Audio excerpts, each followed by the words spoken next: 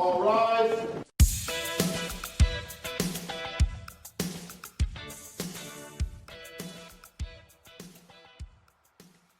Hey everybody, it's Kim. Welcome back to the Court Reporters Cafe.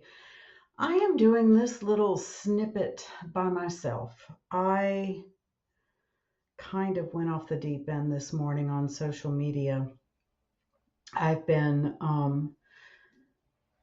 went down a rabbit hole this morning. Actually, it wasn't a very deep rabbit hole. So the rabbit hole, quotey fingers, was waking up this morning like I normally do, with my dogs in my face, licking my face, scratching, doing whatever. Those of you who are animal lovers and sleep with your dogs know what that's like. And I woke up and stretched and yawned and used the bathroom and came out and let them use the bathroom and went and fed them. And then as I sat down with my first cup of coffee for the day, I jumped on, for God knows whatever reason, Facebook, and the very first thing that came up in my feed was this person on TikTok who is not a court reporter. I don't believe she has anything to do with anything legal, courtroom, court, whatever. She's somebody that stays at home and makes content off of what other people are doing in the real life. So I won't mention any names because I don't want this person legally coming after me. But this person had a few choice comments about the court reporter in the Karen Reed murder trial in Boston. So as of today, which is May the 29th of 2025, there are two very, very well publicized trials going on in the United States. One of them being Diddy, P, Puff, Pamela, whatever his name is. And then we have Karen Reed, who is on her second trial. So any of those people out there listening to me that are currently court reporters, and for those of you who are not currently court reporters, that you're students or court reporting prospective students, whatever, just know that if there comes a time where you are in a trial and there is a mistrial, that means the jury can't decide whether it's guilty or not guilty, then the state has the choice on whether or not they will proceed with a second trial to try and see if they can get a guilty verdict. So they decided to do that after the first trial of Karen Reed was found to be a hung jury. I don't like that phrase. I don't know why. But anyways, a hung jury. So they're back again. And this time, and I'm not sure who the court reporter was on the first trial, if it was the same or not, but I guarantee you that that first court reporter had to produce that transcript, even on a mistrial, so that the next attorneys can look and see what happened there. So, anywho, the court reporter in this trial is a voice writer, which I am a voice writer. I am not a machine writer. I've tried to get away from saying words like steno because voice writers also work with steno, which are abbreviations for things, and machine writers are the same way. So I try to separate the two by voice or machine, which is a method of being a court reporter. So I can put up with all the crap about being a parrot, which I had somebody say on TikTok to me. Well, voice writers are just parrots. They just repeat everything that's going on in the courtroom. I've moved past that because those people obviously have no idea what it is that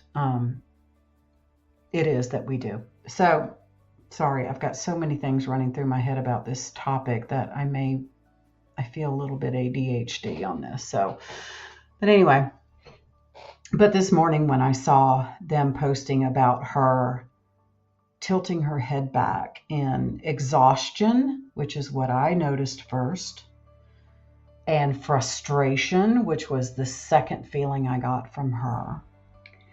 And of course, this is, worldwide TV coverage, unlike the Diddy trial. So with the Diddy trial, what we're doing is we are having to go off of what people who are in the courtroom say happened, right? So the funny thing about that is that would not be admissible in court because it's hearsay. But we, as the public, are going to have to look at that and say, okay, now we got to figure out if it's true or not. Just like with the whole Prince thing, I've heard that's not true. I've heard it's not true about Will Smith or Ashton Kutcher being in court. None of that's been true. And it just took a couple of people to say, well, I heard that she said, that he said, that they were going to say, that kind of thing. So, but this woman who, and I wish I knew who she was. And if you are out there and you listen to me, first of all, thank you. Second of all, I appreciate your hard work. Third of all, I always put my email in the show notes. So when you're done with all of this, if you want to come on and talk, and you're allowed to, because I know sometimes there's gag orders, etc., please reach out to me. I don't know your name. I don't know who you are. We all don't know each other and hang out, but I would love to speak to you about that because I felt your pain. I felt how you feel at the end of a trial where it is repeated over and over again, the same question. It is frustrating. And in your mind, you're thinking, I should have come up with a brief for this, right? So sometimes I can say ditto and it'll come out, but it has to be something that was said just right before. So anyway, I don't want to get off on that tangent, but I was so mad when this person who has nothing to do with this industry and this career, who sits at home and makes content from other people and their jobs, decided, I'm going to weigh in on her because she was unprofessional. So she weighed in on her, throwing her head back after the judge asked, how much longer is this going to be? I guarantee you it was probably 4:45 because that's what normally happens. At 4:45, the judge is asking this question because the best judges on this planet ask their staff, clerks, bailiffs, court reporters, whether or not they can stay later. Because you know what? This is my job, not my life. I have children to get home to. I have dinner to make. I have dogs to take out to pee. I have husbands to show a little attention to because they're retired and they feel, wait, I'm going off on another tangent. So anyway, and I could not hear clearly what this attorney said, except for, let me ask somebody. And then I saw the frustration on not only the court reporter's face, hers just happened to be zoomed in on, but also the judge's face. But what is the judge going to say? What are her options? Is she going to say, no, that's not going to happen? Or I can stay, as long as you want me to, or as long as you need me to.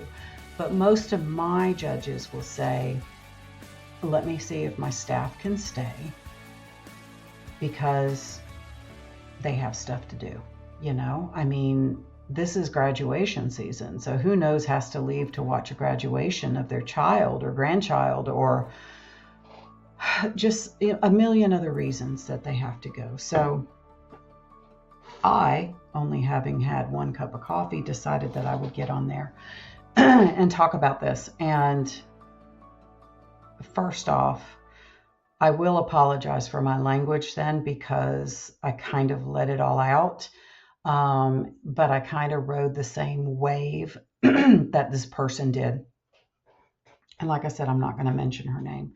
She doesn't deserve any more. But then there were people that commented the same Although I will say I saw a majority of court reporters on there, machine and voice both, saying, you have no idea what she's going through. You have no idea. And I, as a machine writer, I, as a voice writer, can say, she's not only repeating what that one particular attorney is saying, but she is repeating everything that everybody says in the courtroom, from the clerk to the bailiff to the attorneys to the judge to the witness, everybody. She's not just repeating one person. So there comes a point where you hit the wall, right? And anybody that has a job that they have to interact with other people, they have a boss, they have whatever, they know that there comes a time where if I hear your voice for one more second, I'm going to lose it. And that happens to me on a regular basis in court. I have not followed every part of the Karen Read trial. I have listened to the first trial on audio, on Audible, and it's super interesting and it's great, but I find myself turning into the court reporter. So I don't listen on a regular basis, because when I drive home from work after a long day, I don't talk to anybody. I listen to music, I listen to books. If my husband calls, he knows I'm not going to answer, so he doesn't call anymore. I need that time to come down. And whatever this attorney said, this court reporter and the judge, it looked like, had hit the wall and they were done. So I also want to make the point that this was not done in front of the jury. This was a second voir dire of a doctor, I believe. Not the first, but the second, without the jury in the courtroom. It is outside the presence of the jury. So we as court reporters feel like we don't only take down that testimony once, but sometimes twice, and sometimes 3 times if they send the jury out to go and question the witness on certain questions that they think are need to be heard outside the presence of the jury. So by that point, I don't know where she was at. I'm not in the courtroom. I can't tell, but I could feel her frustration. And the person that posted this video was just cussing her out left and right about professionalism and whatever.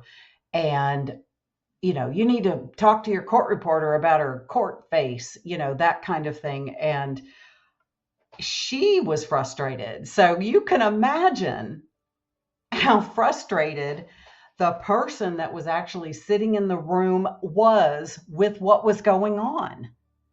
You're just watching snippets of it on court TV. You're just watching this and that. You had to have somebody to lash out to, and you picked the hardest working person in the courtroom. Bravo. You need a cookie, because you're just so special that way. The thing that bothered me the most,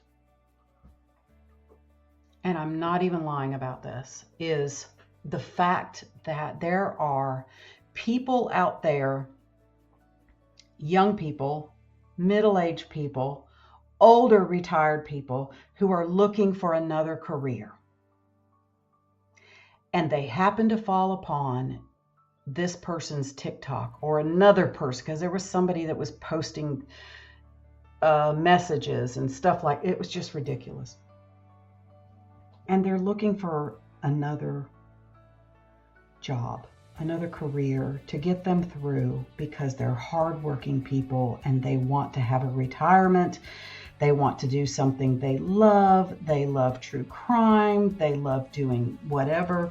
They love voice to text. And I'll tell you right now that if it was a machine writer, because this person said, I wish you would just bring back the old court reporters, with the machine.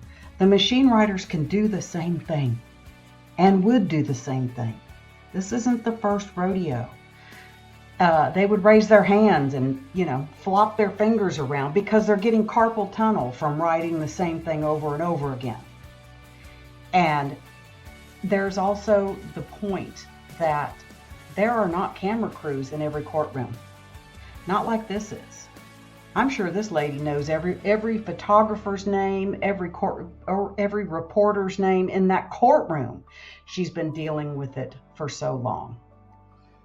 But my point is people don't walk into your job and stick a camera in your face to see every time you scratched your nose or, dropped something on the floor and had to go pick it up. Or, you had to stop everything to say, excuse me, I didn't hear that. And then they get roasted for that. Well, everything was moving along fine till that court reporter had to interrupt and say something. So, yeah, I got off track again. But anyway, those of you who know me know that's par for the course. But my point is that there are people out there looking for another career. And for whatever reason, they have connected themselves to court reporting because there's a lot of stuff out there. It's not just me. It's not just, watching Judge Judy and seeing a court reporter. It's not that. It's not just that. It's that there seems to be a firestorm of people looking into court reporting now. And because voice writing is a faster way, notice I didn't say better, I said faster way to get through school, to get certified, to become a court reporter. It seems that them scrolling through social media, looking for ideas, which that's the way the world runs right now, that is going to be another stepping stone in finding people to be court reporters. This job, this career is running on empty. The people who are still doing this, average age is 45 of a court reporter. Average age, okay? Those are the young spring chickens. I'm almost 60. I've been doing it since I was 50. So they need to retire, people. They're tired. They need to retire. But a lot of us feel, I can't retire because there's not enough court reporters to fill up the empty spaces. So what do we do about that? Well, recruitment. That's the main thing, recruitment. We are not recruiting people the way we need to. We just always figured. I don't know why. I don't know who wrote that memorandum. I did not get it. But for some reason, somebody out there thought that the people that are doing this were going to last forever. And I'm sure that the pen writers back in the day, the people that took down everything in shorthand, thought the same thing. And then a machine came along. Now we have a machine and voice because not everybody's cut out to do just the machine. There are people out there that could not go any further. So thank God there was a backup so that we could still keep live court reporters in the courtroom. But my thing is recruitment. My thing is going out to high schools, middle schools. I've had somebody contact me about going to an elementary school and showing these kids in 6th grade, 5th grade, 6th grade, what it is that they can do with their voice, that their voices are heard. That is where we need to start. We can't start in the middle. We can't start in the end. We got to start at the beginning where we can actually show these younger people what it is that we do so that they can build up that confidence to try to do that and to start making plans to do this career. So that was my biggest thing with this. I've created a PowerPoint on recruitment. I create CR codes or QR codes for court reporting schools, for court reporting national organizations. And I'm going to tell you right now, it's tedious because I have to create 2 of everything. When in this country, there should be one national organization for all court reporters. But because there hasn't been, there had to be something else out there. The states will have 2, 3, 4 different organizations for their state organizations instead of one united organization. I know that I'm going to offend some people with that, but that's what we need. Why would anybody want to be a part of this group of people who have this fabulous career if they're not united, and there's hatred and there's animosity and there's misunderstanding, and it all comes from lack of knowledge. There are some very, very loud people out there. One of them is in Texas that I know of. I know 2 in Texas. There's a few in other places as well that will have nothing to do with a voice writer. Nothing.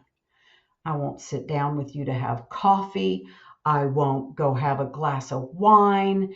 You are the dirt beneath my feet.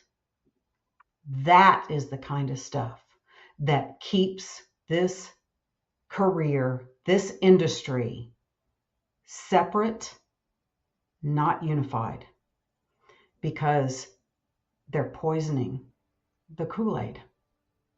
They're poisoning the Kool-Aid. You should be able to have the Kool-Aid without the poison and just think, I'm a court reporter, period.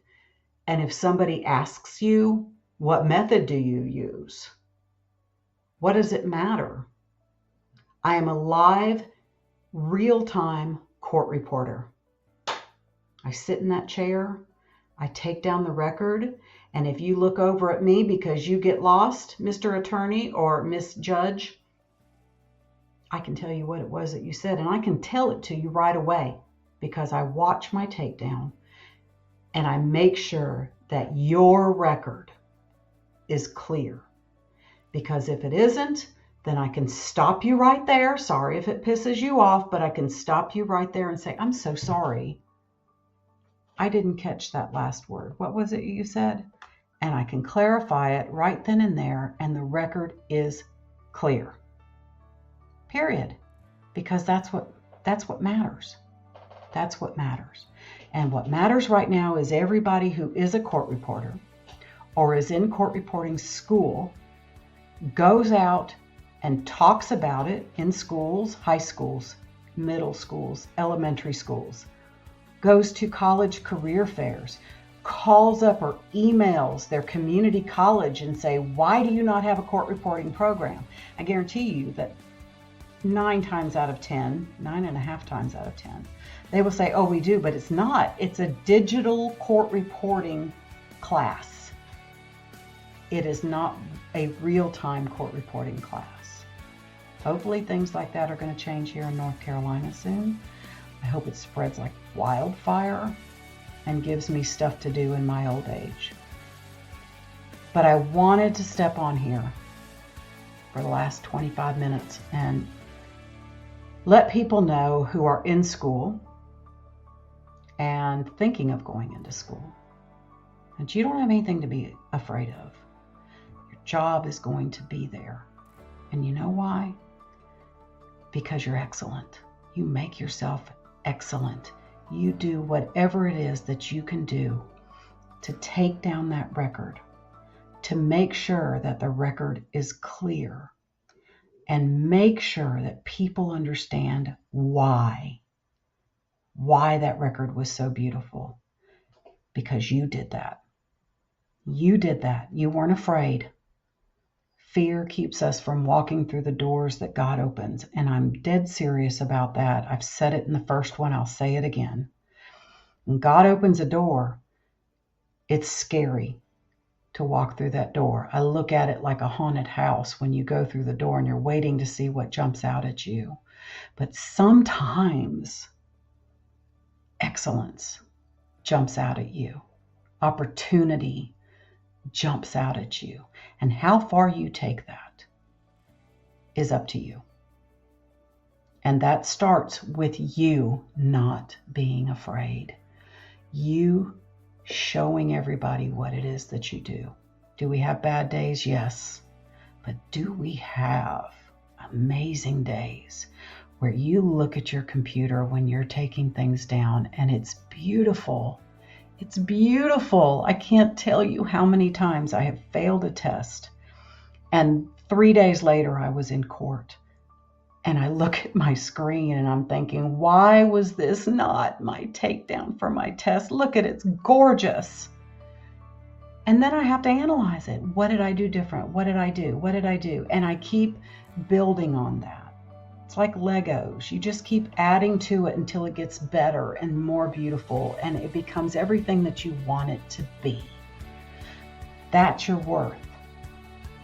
That is what people look at. That is what people want to be. So you go out there and you be your badass self and you don't let anybody bring you down. And what I just posted this morning, I won't post again. I will not comment on any negativity that's commented on there because I don't have to prove myself to anybody. The only people I care about are the people that are in that same boat with me. And as long as we keep rowing together, we're not going to sink. Thank you for listening to me. Thank you for being a part of this rant and rave that I've had. But it's super important for me that you understand that we're all doing this together. And if we stay together and we keep that excellence bar high, no one's going to ever think to talk us down again. Thank you so much. I'll see you next time.